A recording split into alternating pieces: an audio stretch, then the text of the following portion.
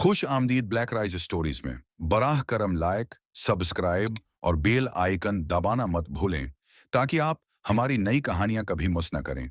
ये एक प्रस्कून हिफ्ता की सुबह है मेपल वार्ड लेन पर। हवा निर्म है, लान हरे भरे और हर घर बिल्कुल वैसा ही लग रहा है जैसा होना चाहिए। अक्सर लोगों के लिए ये एक आम पुरस्कून वीक एंड है, लेकिन मियाह थॉम्पसन के लिए ये वो सुबह है जिसका वो सारा हिफ्ता इंतजार करती रही है। वो अपनी कॉफी का घूंट लेती है, हल्की सी दुहन गुनगुनाती है और बाहर आकर अपनी नीली एसयूवी को धोना शुरू करती है। एक गाड़ी जिस पर उसे फख्र है। 8 महीने हो गए हैं इस मोहल्ले में। अब जाकर उसे लगने लगा है कि शायद वो यहाँ की हो गई है। लेकिन अचानक एक पुलिस सायरन खामोशी को तोड़ देता है। सड़क पर एक गाड़ी रखती है। 2 पुलिस अफसर उतरते हैं।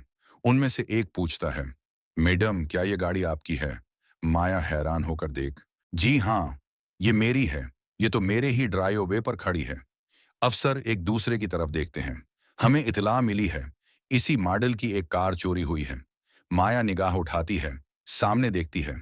जम वॉल्टर्स, उसका पड़ोसी, एचओए, होम ओनर्स एसोसिएशन का वाइस प्रेसिडेंट। वो अपनी बाड़ के पीछे से देख रहा है, चेहरे पर बनावटी मुस्कुराहट।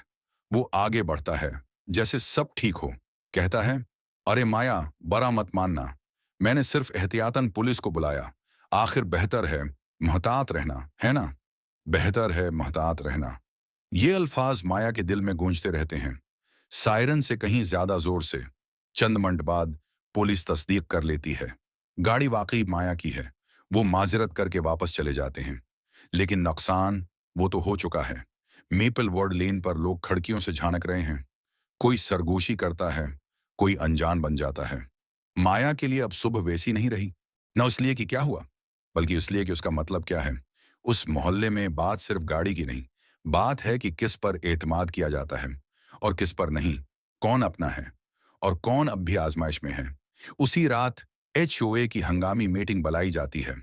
मौजू मोहल्ले की सिक्योरिटी।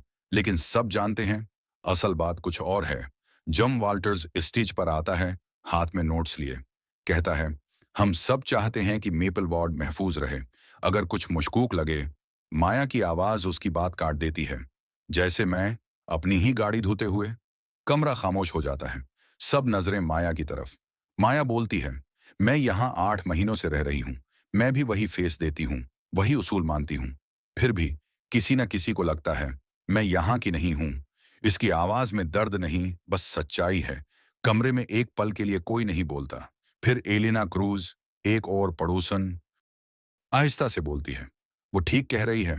हम कहते हैं हम नज्म जब्त चाहते हैं, लेकिन असल में हम काबू चाहते हैं। हम कुछ लोगों पर कानून सख्त करते हैं और दूसरों पर नजरअंदाज कर देते हैं। माया सीधी जम की तरफ देखती है, कहती है, मसला मेरी गाड़ी नहीं था जम। मसला ये था कि तुम तसव्वुर ही नहीं कर सके कि ये गाड़ी मेरी हो सकती है। कमरे में फिर खामोशी छा जाती है। सिर्फ लाइट्स की हल्की सी भंभनाहट बाकी रहती है।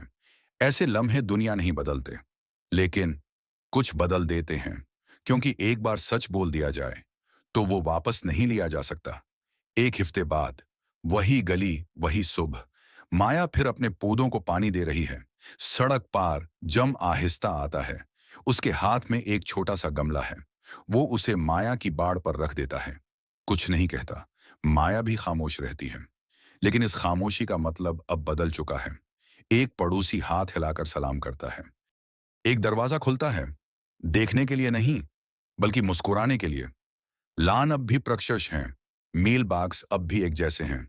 लेकिन पहली बार मेपल वार्ड लेन सच लग रही है, क्योंकि सुकून बेमानी है अगर वो सिर्फ चंद लोगों का हक हो। उस अल अमन खामोशी या यकसानियत में नहीं होता। ये इंसाफ, हमदर्दी और अपने अंदर की ताज्जुब का सामना करने की हिम्मत में होता है। जब हम एक दूसरे को बराबर समझना सीखते हैं, तो सबसे छोटा मोहल्ला भी बदल सकता है। शुक्रिया ब्लैक राइस स्टोरीज देखने के लिए, जहां हर कहानी सच बोलती है। मजीद सोचने पर मजबूर करने वाली कहानियों के लिए लाइक, शेयर और सब्सक्राइब करना ना भूलें।